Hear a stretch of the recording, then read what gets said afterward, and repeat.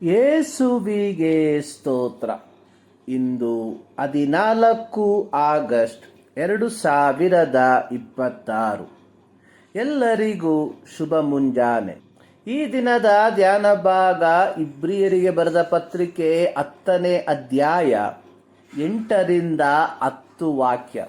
ಧರ್ಮಶಾಸ್ತ್ರದ ಪ್ರಕಾರ ಸಮರ್ಪಣೆಯಾಗುತ್ತಾ ಬರುವ ಯಜ್ಞ ನೈವೇದ್ಯಗಳು, ಸರ್ವಾಂಗ ಹೋಮಗಳು, ದೋಷ ಪರಿಹಾರಕ ಯಜ್ಞಗಳು ನಿನಗೆ ಇಷ್ಟವಾಗಿರಲಿಲ್ಲ.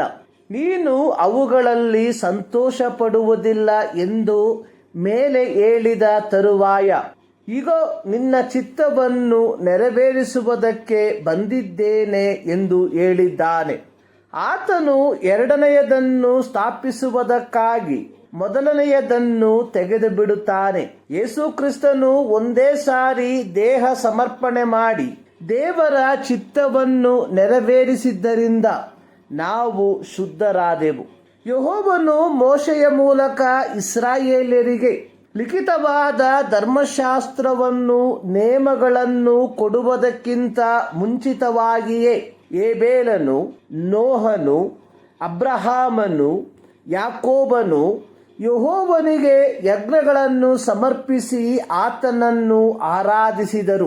ಇವರೆಲ್ಲರೂ ಕಲ್ಲುಗಳಿಂದ ಯಜ್ಞವೇದಿಯನ್ನು ಕಟ್ಟಿ ದೇವರ ಸ್ವರವನ್ನು ವೈಯಕ್ತಿಕವಾಗಿ ಆಲಿಸಿ ದೇವರ ಮೇಲಿನ ನಂಬಿಕೆಯ ಮೂಲಕ ಯೆಹೋವನ ಹೆಸರನ್ನು ಹೇಳಿಕೊಂಡು ಆರಾಧಿಸುವವರಾಗಿದ್ದರು. ಇವರೆಲ್ಲರೂ ದೇವರಿಗೆ ವಿಧೇಯರಾಗಿದ್ದರು. ದಾವೀದನು ಪಾಪ ಮಾಡಿದ ತರುವಾಯ ಪ್ರವಾದಿಯಾದ ನಾತಾನನ ಮೂಲಕ ಯೆಹೋವನು ದಾವೀದನಿಗೆ ತಾನು ಮಾಡಿದ ಪಾಪದ ಕುರಿತಾಗಿ ತಿಳಿಯಪಡಿಸಿದಾಗ ದಾವೀದನು ಯೆಹೋವನಲ್ಲಿ ಕ್ಷಮಾಪಣೆಗಾಗಿ ಮಾಡಿದ ಪ್ರಾರ್ಥನೆಯಲ್ಲಿ ಆತನು ಪ್ರಾರ್ಥಿಸಿದ್ದು, ನಿನಗೆ ಯಜ್ಞಗಳಲ್ಲಿ ಅಪೇಕ್ಷೆ ಇಲ್ಲ, ಇದ್ದರೆ ಸಮರ್ಪಿಸುವೆನು.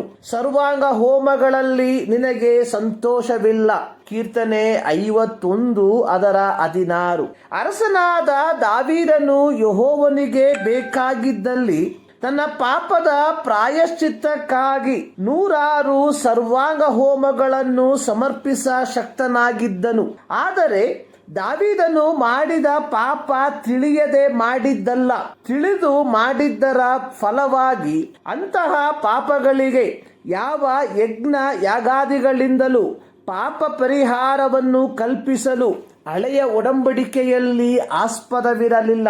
ಯೆಹೋವನು ಮೋಶೆಯ ಮೂಲಕ ಇಸ್ರಾಯೇಲರಿಗೆ ಕೊಟ್ಟಂತ ಸರ್ವಾಂಗ ಹೋಮವಾಗಲಿ, ದೋಷ ಪರಿಹಾರಕ ಯಜ್ಞವಾಗಲಿ, ಅದು ತಿಳಿಯದೆ ಮಾಡಿದ ಪಾಪಗಳ ಪರಿಹಾರಕ್ಕಾಗಿಯೇ ಹೊರತು ಬೇಕೆಂದು ಮಾಡುವ ಪಾಪಗಳ ಪರಿಹಾರಕ್ಕಾಗಿಯಲ್ಲ. ಹೀಗಿರಲಾಗಿಯೇ ಯೆಹೋವನು ಪ್ರವಾದಿಯಾದ ಯೆಶಾಯನ ಮೂಲಕ ತಿಳಿಸಿದ್ದು, ನೀವು ನನ್ನ ಕಡೆಗೆ ಕೈಯೆತ್ತುವಾಗ ನಿಮ್ಮನ್ನು ನೋಡದಂತೆ ನನ್ನ ಕಣ್ಣುಗಳನ್ನು ಮರೆಮಾಡಿಕೊಳ್ಳುವೆನು. ನೀವು ಬಹು ಪ್ರಾರ್ಥನೆಗಳನ್ನು ಮಾಡಿದರೂ ನಾನು ಕೇಳೇನು. ನಿಮ್ಮ ಕೈಗಳಲ್ಲಿ ರಕ್ತವು ತುಂಬಿದೆ. ಯೆಶಾಯ 1:15. ಹಳೆಯ ಒಡಂಬಡಿಕೆಯ ಯಜ್ಞ ಯಾಗಾದಿಗಳು ಯಹೂದ್ಯರಿಗೆ ಒಂದು ವಿಧವಾದ ವಾಡಿಕೆಯಾಗಿ ಪರಿಣಮಿಸಲಾಗಿ ಹಾಗೂ ಹಳೆಯ ಒಡಂಬಡಿಕೆಯ ಯಜ್ಞ ಯಾಗಾದಿಗಳು ಯಹೂದ್ಯರಲ್ಲದವರಿಗೆ ಯಾವ ಪ್ರಯೋಜನವನ್ನು ಉಂಟು ಮಾಡದೆ ಇರಲಾಗಿಯೂ ಮೆಸ್ಸಿಯನು ಮೊದಲನೆಯ ಒಡಂಬಡಿಕೆಯನ್ನು, ಅಂದರೆ ಯಹೂದ್ಯರೊಂದಿಗೆ ಮಾಡಿಕೊಂಡ ಒಡಂಬಡಿಕೆಯನ್ನು ತೆಗೆದು ಬಿಡುವುದಕ್ಕಾಗಿ ಹಾಗೂ ಇಡೀ ಮನುಕುಲದ ಪಾಪವನ್ನು ತನ್ನ ಶಿಲುಬೆಯ ಮರಣದ ಮೂಲಕ ನಿವಾರಿಸಿ ಅದರೊಂದಿಗೆ ಇಡೀ ಮನುಕುಲದೊಂದಿಗೆ ಎರಡನೆಯ ಒಡಂಬಡಿಕೆಯನ್ನು ಸ್ಥಾಪಿಸುವುದಕ್ಕಾಗಿ ಇಳಿದು ಬಂದನು. ಹೀಗೆ ಯೇಸು ಕ್ರಿಸ್ತನು ತಂದೆಯಾದ ದೇವರಿಗೆ ವಿಧೇಯನಾಗಿ ತನ್ನ ದೇಹವನ್ನು ಸಮರ್ಪಣೆ ಮಾಡಿದ್ದರ ಫಲವಾಗಿ ನಾವು ಶುದ್ಧರಾಗಿದ್ದೇವೆ.